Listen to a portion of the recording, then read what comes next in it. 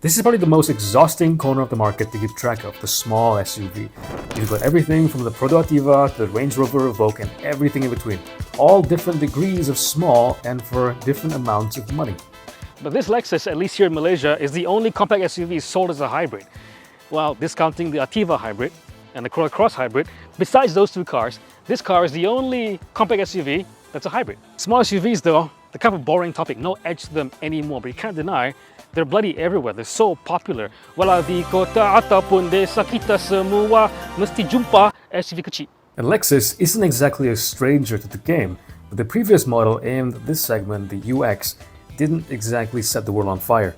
But this one might, and with it, Lexus have done something a little bit special, introduced a bit of shake-up into a very predictable space. And you know what? It is just ticked over into December right now, so it's very rainy and cloudy. And you know what? It might be the best car, one of the best cars I've driven in 2024. Spoiler alert. Anyway, I'm Jim, this is Carlist, and that is the LBX from Lexus. Some numbers out of the way. This is far from a cheap car, nor does it feel like it should be at all. The range of two variants, at least in Malaysia, starts from 239,000 ringgit for the premium and 269,000 ringgit for the luxury, which is the one I'm testing. Next to the other small SUVs from premium brands littering the marketplace, the Merc GLA in the AMG line trim is more expensive at nearly 300,000 ringgit. There's also the BMW X1, which is about 245,000 ringgit for the X line and 250k for the M Sport. It should also be noted that the LBX is noticeably smaller than those two Germans, being the Lexus-ified version of the Toyota Yaris Cross. We don't get the Audi Q2 in Malaysia, but if we did, it would also be bang-on rival for the Lexus, even sparring with it on the quirky looks. Now, I did say Lexus-ified, but I mean that in the most complimentary way because, look, Lexus have done this thing where they've taken the Yaris Cross but almost thrown everything away. And the things they did keep, they made sure to make it either high standard enough or refined enough to make the cut. The LBX sports a different wheelbase, steering rack angle, suspension geometry, seating position, and even pedal placements. All very exacting changes demanded by Akio Toyoda, all very expensive modifications to implement and to get this car just right. Touching on the looks a little bit, I think it looks exactly what it needed to look like to make a splash. It's very Lexus, just slightly aggressive in its details, very understated still, and quite elegant if you step back and take it as a whole. There's little flashes of other Lexus models in here. Even this sort of deleted C-pillar reminds me of the Mazda CX-3. And I'm not sure how I feel about the kerning Lexus at the back here, or the space between the letters. Yeah, welcome to Malaysia in December. It's raining all the time. What I am a fan of this car though is this sonic copper color, which is a great combo to go with this black roof, which I think is like a standard option, the black roof with the premium as well. And I also like the way this kind of like rear haunch steps out of the side of the car. This is a car that from the back doesn't look like it misses shoulder day. What I'm not a fan of is like the aluminium piping that they've cut to make the exhaust pipe. It looks terrible if you can see it, which I hope you don't. What the clearest differentiator is for this car though is going to be the wheels. The differentiator between the premium and the luxury. So the luxury has these nice 18-inch wheels, two-tone finish, where the premium has 17-inch wheels with a single mono finish. And I think they both run Michelin Primacy tires, so good tires there. But with this car's smaller proportions, let it down a little bit, is boot space. So we can open up the boot. Where is it? Right here? Right. Of course it has, you know, powered boot release and everything, but it opens up to a 315-liter boot, which I'd have to tell you is not very big at all. The Merc GLA has 495 liters of boot space. The X1 has 540 liters of space. The Audi Q2, 405 liters. That's also quite a big load lip to get over, and if you fold the seats down 60-40, they don't fall quite flat, but it reveals 992 liters of space. But that aside, even getting into the LBX is a little bit unusual because this car uses an E-latch system for the doors. So there is no pull-out door handle.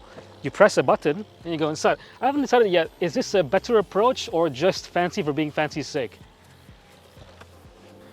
And even when you sit it down, getting out of the car is also a bit unusual. The E-latch system means you press the button to release it.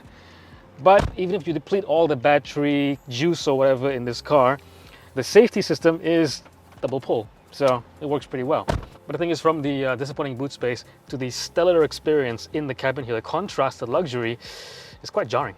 Inside here, it is black on black on black on red stitching. Not my favorite combo, definitely, but there is a certain kind of rightness to everything, from the materials to how they feel to everything I can touch and reach. There is a certain cohesiveness here that I really don't experience in a lot of cars, even in a lot of Lexuses. So Lexus has this Tazuna concept cockpit, okay, which kind of is a philosophy to do with a one horse and one rider forming a cohesive unit and a bond. Sounds very Mazda-ish, very familiar in fact, but it does work in this car. I am sat very nicely. The H point is nice and low to the point that I don't even feel like I'm in an SUV. Ergonomically, it is kind of wonderful. It's classy and minimal, but with a balanced spread of physical controls that are very easy to reach. 12.3-inch driver's display and 7-inch on the Premium with an excellent heads-up display that actually works with the steering wheel toggle controls. A 9-inch touchscreen with the Tazuna interface with wireless Apple CarPlay, Android Auto, very slick operating system and response, zero lag whatsoever, with audio piped in through a 13-speaker Mark Levinson speaker system. There's also dual-zone climate control, a wireless charger, and one of the best 3D camera systems I've ever seen and used. Not that I think I need any help with parking something as compact as this. This works in tandem though with the Lexus Safety System Plus that's equipped with AEB, adaptive cruise control with Up and Go, lane centering assist, blind spot monitoring, auto high beam, active cornering lights, but no rear cross traffic alert as far as I can tell. There's also 8 airbags, which is quite a lot for a car of this size. But seriously, the feel in here is the most important thing, and the thing that I cannot convey over camera. You'd have to actually go to a Lexus showroom or test drive the car yourself. But everything in here, the materials chosen and how they are cohesively kind of like coming together and built is very interesting and very Lexus. It's the kind of thing that you can tell Lexus spent a lot of time and even money trying to make it all come together really, really well. The seats, for example, okay, it is not leather and it doesn't feel like fake leather either, but I know from the spec sheet that this is not leather, and yet it could have fooled me. Everything is very plush. The steering wheel, in fact, it feels, and this might sound weird, it feels like a seal, like a sea lion. It's very, very smooth, almost leather-like, and even artificially smooth, like plastic-like, but it feels very plush and very soft. It's a very nice feeling. I don't know what material science they use in Toyota and Lexus, but it's very good. Being a small car, I don't have super high hopes for it in terms of storage inside. That said, it is pretty okay. You press this little button here. I wish it was better feeling, to be honest, but it's nicely damped. Nicely sized too, not too big for the glove compartment. All right. You also have a cup holder over here, which is just nice for a big-ish bottle. And your phone can live next to it because it has a little area over here, not quite big enough for a second bottle of any kind. Also, if you do want extra bottle storage, there's also this, you know, slidey thing for the center cubby that almost fits a big bottle, and the thing is, you can slide it over behind or forward, which also expands into the center cubby, which is, you know, of decent size, can fit quite a few things in here. Also quite long, which is decent. Also got a wireless charger down here, which is fine, but you don't have any kind of grip to it. So you need to have on your phone like a case made of rubber or silicone or leather, something grippy. Otherwise, it'll just slide around. Other complaint is that the door pocket is very small, just barely big enough for the bottle and nothing, absolutely nothing else. So if you have one of these fly swatter, it'll have to live on the passenger seat or on the floor. See what I mean? But Lexus has done a few things nicely over here. For the fact that in this little handle over here, you can put your wallet or whatever. It's nicely soft padded with felt. They also have, for all the windows, soft close. So it opens very nicely and gracefully. It slows down before the bottom. And you put it back up, it slows before it actually closes completely. Okay, the back seats, they're not great. First of all, there's not a lot of space in here. This is where I sit. I think this is where I sit, I'm pretty sure. I'm only 165 cm, so I don't know why I have barely enough leg room. It's possible that when I do sit in the car, before I set off, it'll actually adjust to my usual position. But the fact that with this position as well, someone taller driving behind me, I will have only this much leg room is not great. I can't comfortably tuck my feet under too much. Headroom as well is okay, but nothing special, to be honest. The seats themselves don't really recline much, they're pretty upright. There is no armrest whatsoever, it's all kind of built into the 60-40 split for your seats. The headrest is okay, quite comfortable, very squishy for this artificial leather. What are the things that I don't have? Okay, for some reason there is no seat back pocket for the driver's seat, but there is on the passenger seat. There are two USB-C ports at the front of the infotainment system and two back here as well, but there is no rear air conditioning vents of any kind. And as well, when you do have any kind of luxury car, it's also important to see whether the amount of luxury materials that you get in the front seat are also matched in the back seat. In this case, you do get a little bit more harder plastic towards the top of the door panel, and it does improve toward where your elbow might bash against over here, this soft leather, soft faux leather, excuse me. And it gets okay the further you down you go. It doesn't get that much harder. The thing is, there's barely any room for anything besides a bottle for the door pockets. Before I set off, I have to of course mention and kind of like go into the powertrain. It is of course a series parallel hybrid, Toyota hybrid drive, newest generation. I don't know how many generations they are, but the newest version of it. Comprised of a 1.5 liter normally aspirated petrol engine, 3 cylinders, and mated with an electric motor for a peak power and torque output of 136 horsepower and 185 newton meters of torque, pulling a car that is just a little bit under 1.4 tons, 1,340 kilograms, around there, with fluids, but with no people, of course. So quite a light car, quite a lot of torque. And the thing about this car is that it is using a torque fill type hybrid. So whenever the car does need extra torque, where it's less efficient or less torquey, it'll just fill it in. And of course, it can contribute to that peak power output. On its own, this engine is quite low power, about 80 horsepower. I'm not sure the torque figure, but 80 horsepower from that 1.5 liter 3-cylinder. So let me just, as we go along, I notice that this 3-cylinder is really, really smooth. Look, this is a great car to drive in town. So I pull away with nothing being asked of the petrol engine. I'm not even sure how long I can go without invoking the petrol engine, but it's got a 1 kilowatt hour nickel metal hydride battery, which I think is below the rear seats. Toyota claims that this engine, this powertrain combo, can do 3.8 liters per 100 km. Can this do 3.8 liters to 100 kilometers? I don't know, because, well, I've been driving it in all the wrong ways. But the lowest I did see over a short distance, over a few short distances, is about 4.7 kilometers per 100 km, which is fantastic, by the way.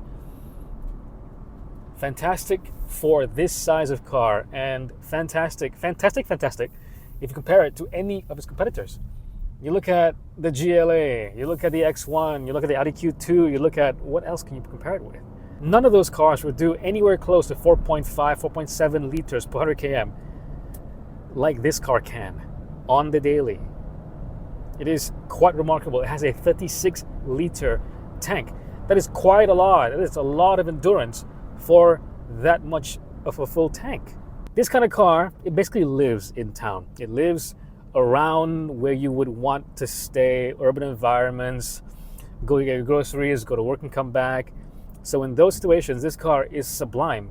You get the refinement at low speeds of an EV, and you get so much refinement, and when you need it to have long distance, long-legged performance. I know I said just now that this car doesn't have a lot of performance when it comes to the engine, 80 horsepower, but it does sound good. I don't know why it sounds good, but it does sound good. It sounds like a mini V6. But what I do have to pray, ooh, wheel spin. Oh, it's greasy outside. It does have a fun bone in it. Ooh, look at that. The direction changes are so sharp. Really nice, actually. The body control is really good. You don't have that kind of wallowy feeling. You do feel quite connected to the car. Even if you're not going very fast enough to cause an accident and do some serious damage, this car does feel like it wants to change direction quickly. It does feel like it wants to play with you a little bit. To be honest, I'm not sure that I even have the same sensations when I'm driving a normal SUV. To me, this behind the wheel feels like a lot. Like a small Yaris hatch, not the current Yaris that we have in Malaysia, but the European Yaris. I was driving that about a year and a half ago, and it was really quite good. You got above average performance in low to medium speeds. High speeds, it is going to struggle. But what do you need high speed performance for from a fairly tiny Lexus? What you do need is refinement. Double glazing windows over here. These tires, Michelin E Primacy, pretty good at that. Well controlled. You can tell just now I was going over a very sharp bump, barely felt it. Even though this does have 18-inch wheels, that's a decent amount of sidewall to kind of protect me. And the suspension, I don't know what to say about the suspension besides the fact that it is firm to a certain extent.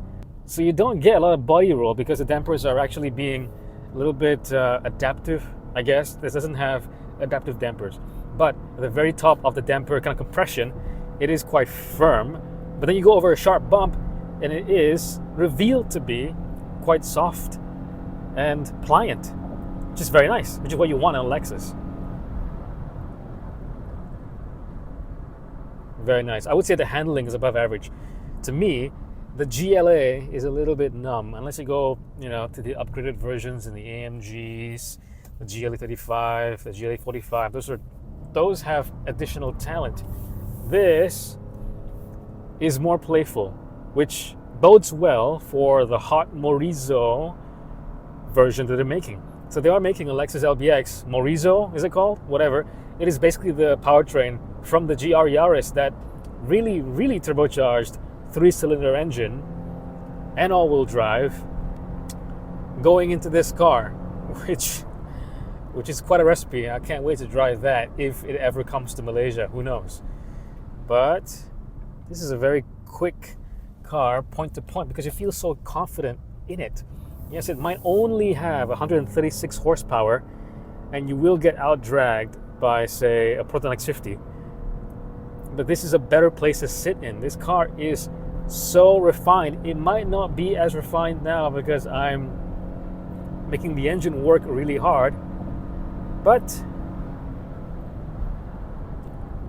you can get up to law-breaking speeds if you want to, and then if you would care to do it, you can kind of like settle into this car's sweet spot, which is just refined, classy, slower to medium speed driving in town. It'll get you from A to B very comfortably in a very nice little Lexus cocoon. On a base level, this car has more talent than the GLA, more talent than the X1, even the X1, to be honest, the front-wheel drive X1. All-wheel drive X1, I can't really compete, but it is playful. I can't really define exactly why it's playful. It's just one of those TNGA things that is intrinsic to the platform. It is so eager to change direction, no matter what size it is. Yes, this is a small car, but even if I go up to a Camry, it's a big car, but it's still sophisticated in its ride, and yet it does want to play with you. It does want to change direction quickly. Those little jolts in the steering wheel, it does want to tell you that, hey, you know what, I can go this way. You want to go that way quickly? Yes, I can do that too. That's rare. That's a rare quality to find. Is it worth 270,000 ringgit? That's a lot of money, man. The one thing that I can't relate to you over the screen here is the feeling that I get when I'm driving this car, when I'm parking it, when I'm sitting in it, when I'm driving at low speed, high speed, just cruising in it and just admiring everything in this car, is how cohesive it feels. Okay? Because you can tell, and there are stories, you can look it up, that Toyota, and particularly the boss, Akio Toyoda, spent a lot of time agonizing over the details of the development of this car. And this took a lot more time to fully get ready than normally, because there were so many changes and detail-oriented alterations to this car. And you can feel that because, yes, they did take a Yaris Cross, and it does inherit the torsion beam rear suspension, although if you do get this in four-wheel drive form, which you can get in other markets, it does have a double wishbone setup at the back. Right now, front-wheel drive in this configuration in Malaysia, you do get a torsion beam. Do I care? Not really. Have I spent enough time in the back seat to judge whether or not it would be better off with a with a double wishbone? No, I haven't. But do I care? Not really. This car probably isn't for you. It's going to be carrying a lot of people all the time at the back. Yeah, you do get the sense that all these materials, everything about this car, so little of it is being shared with the Yaris Cross. The dimensions are different, the steering rack is different, the suspension geometry is different, the H point in this car is different. I sit lower down to the ground, which is why I feel like I'm just driving a hatchback, except for the fact that you don't get certain things, the rear air conditioning vents. You don't get a sunroof. A sunroof is so typical these days. Even in, entry-level cars from China, you get a sunroof. And that's one of those things they don't get in the Lexus. But if you're a Lexus buyer, do you care? I think that if you are a Lexus buyer, you're a little bit more contemplative, a little bit more discerning about what kind of car you buy and what comes with the car. Are the things that come with your car actually going to improve your life? Or is it being fancy for the sake of being fancy? I think that if you are a Lexus driver, you can discern between those two things, those gimmicky things and the things that actually matter. You're in Malaysia, it always is either really rainy or really sunny. In which case, both cases, I don't really want a sunroof. Although it would be nice to get this car with a little bit more, brightness and verve and exuberance in this interior. Right now it's black on black on black on red stitching. If I would say one thing to Lexus, maybe give us the option, if I'm paying top dollar for this kind of car, give us the option, instead of just giving us the option for paint colors, give us the option to choose, maybe even pay for something else besides the standard upholstery color combo. What I would say is trust Lexus. If you like the brand and you know what a Lexus offers and is differentiated by, I think you should trust Lexus that they've done a great job with this car. And if you don't mind being a bit of a nuisance to your nearest Lexus dealership, go for multiple test drives. Really absorb what you feel with this car. And once you've done that, maybe go for a test drive in the other cars, maybe the German cars. And I hope you can appreciate what I'm trying to say, in the sense that this car is very cohesive. You can feel the attention and the detail orientation that the development team, and maybe even Akio Toyoda himself, had on this car, because you can sense it. You can sense it, you can feel it, and then you can appreciate it. And I think that's what Lexus is all about, is appreciating the things you can't see in a car, the things that are not on the surface, the things that are beyond the spec sheet. The first and most lasting impression I've had with my time in the LBX is that Lexus spent a lot of time and money developing and refining this car. In certain ways, it does feel a bit more upmarket than what is currently on offer from the Germans. When you buy a Benz or an Audi or BMW, you buy the smallest car, sedan, hatch, SUV on offer, it does feel like you're getting a little bit less you could for your money. For the Lexus, though, it is inverted. It feels like it has had more time and attention lavished on it than any other models higher up in the Lexus ladder. I'm gonna name names though. This is something super hard to convey, so you've got to test drive it.